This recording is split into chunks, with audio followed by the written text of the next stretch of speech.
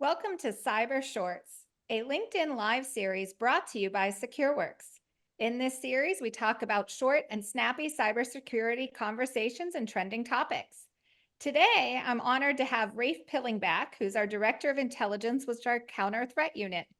Today, Rafe is going to really dive into an identity scam that just was revealed by the U.S. Justice Department last week, targeting Fortune 500 companies and really based out of actions from North Korea. Rafe, to get us started, can you give us a little background about what's been happening in this identity scam, how Fortune 500 organizations are being targeted? Yeah, absolutely. Thanks, Stacey. This is really a textbook example of insider threat, but from an adversary with both the resources and logistical capability to do it at scale. So we're seeing thousands of North Koreans finding and obtaining sort of freelance gig economy style jobs in the areas of IT, software development, digital animation, and other sort of jobs that can be done remotely. The DOJ revealed that this scam had been conducted in the US and indicted a US individual, but also revealed charges against an individual in the Ukraine. But this is also happening in other countries like Australia. And you've got these IT workers obtaining jobs at Fortune 500 companies, including US banks and financial service providers. So this is really a large and coordinated operation being conducted um, by these individuals who are looking to obtain employment through stolen or forged identities and using facilitators in the US and other sort of international services in order to make it appear as if they are in country and real workers rather than the real individuals that they are. I know, Rafe, when you first told me about this, I saw some of the headlines. It looked like this could be a plot for a Netflix blockbuster movie. But could you talk about, what's really the motivation? This is pretty highly sophisticated. So what is in it for the North Korean threat actors that are behind these? So really, it boils down to money making.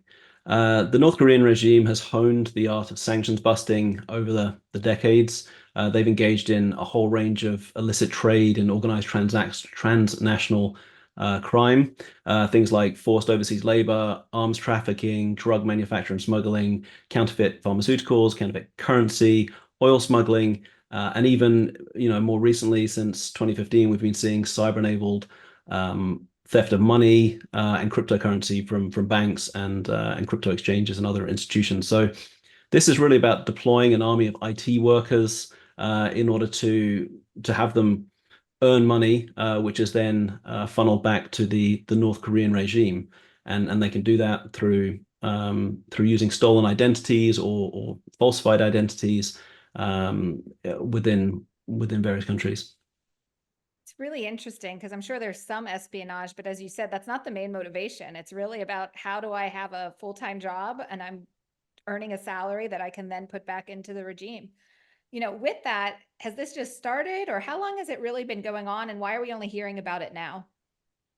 It looks like it's been going on for a few years, maybe even back to 2018.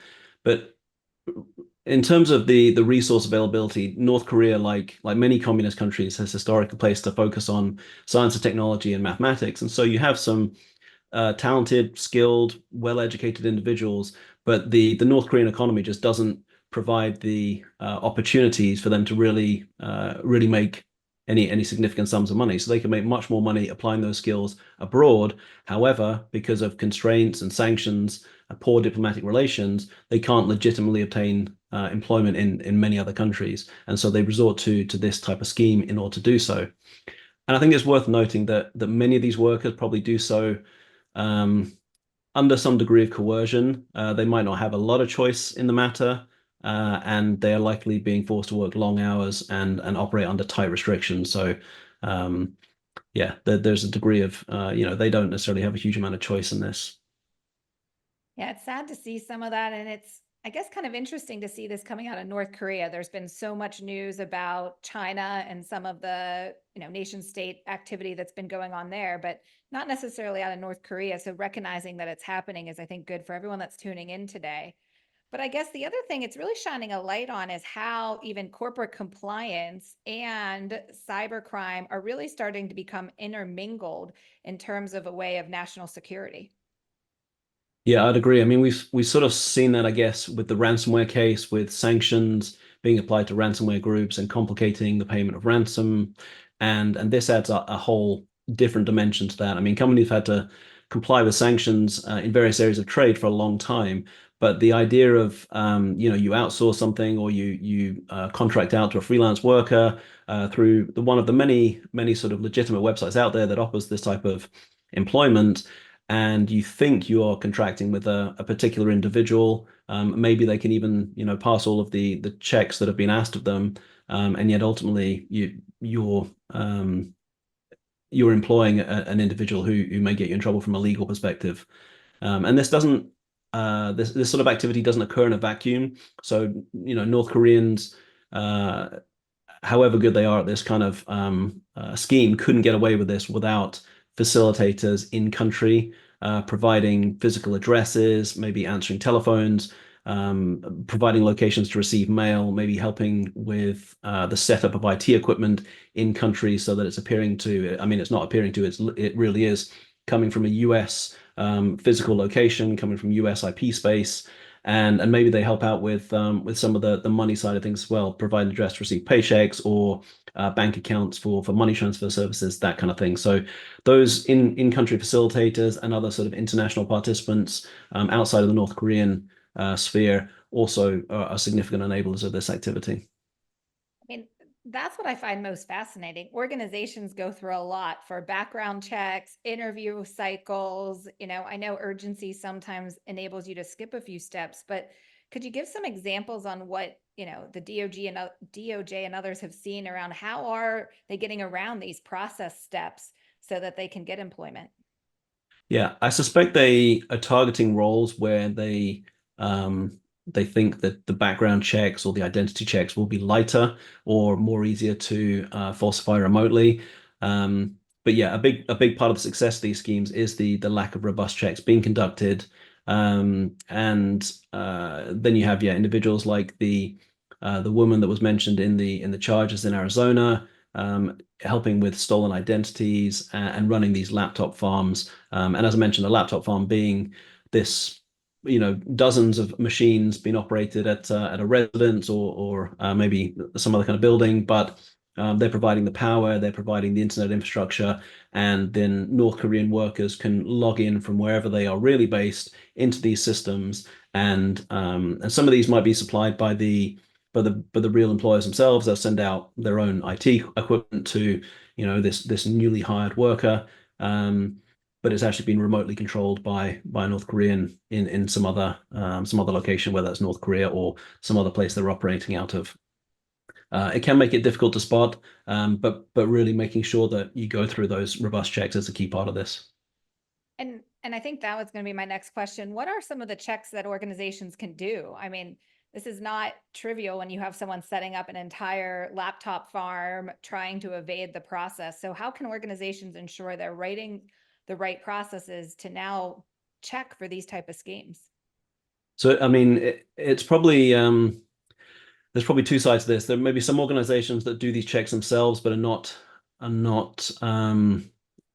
just kind of going through the motions and not really doing them in the most sort of robust fashion. So making sure that your background check process, your identity verification check process, the documentation that you're requesting, and that whole process is robust. If you're using a third party, make sure that you understand what their process is and you're not just sort of taking their word for it.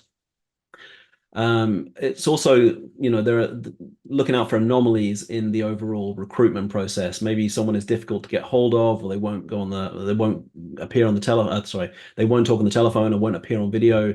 Maybe there are inconsistencies in their resume. Maybe if the background check process includes going through sort of social media and seeing what their social media persona is like and profile, maybe there'll be some red flags and other tells there that can be spotted. But I imagine it can be difficult. Yeah. No, I think those are some good red flags to keep an eye out for, especially if you're a hiring manager or a part of that hiring process. Any other red flags that might pop up to think about? The FBI and other organizations have released a sort of a list of red flags And I think we can link those documents off of this video.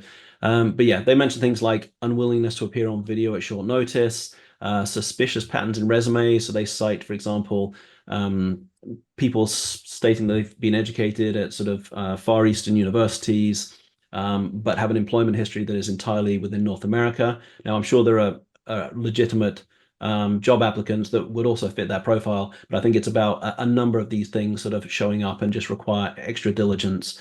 Also, they cite things like aggressively asking for payment up front, or making sort of short notice changes to payment requirements, or switching between sort of freelancing sites or money payment services, as well as things like been asking to pay using some sort of money transfer service rather than a bank account based in the US in this instance.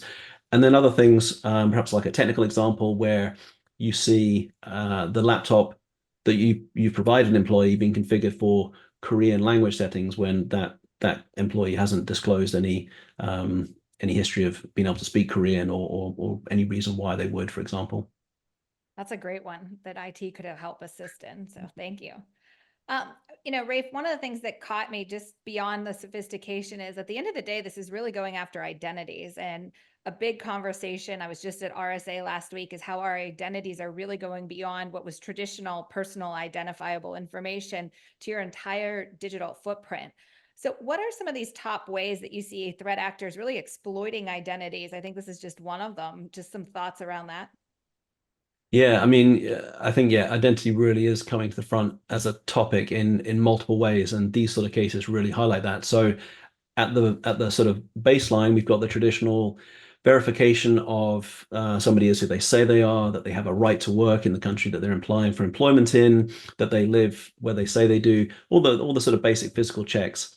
I think you've then got the sort of the digital identity of that individual, and we have plenty of experience seeing threat actors taking over accounts, taking over social media accounts, taking over email accounts and using them to fish others, or to pretend, at least temporarily, to be another person.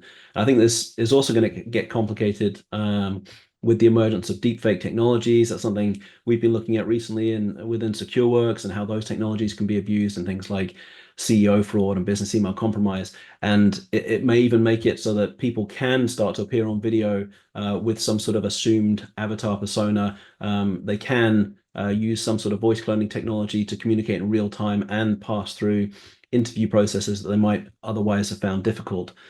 So yeah, I think there are lots of issues there.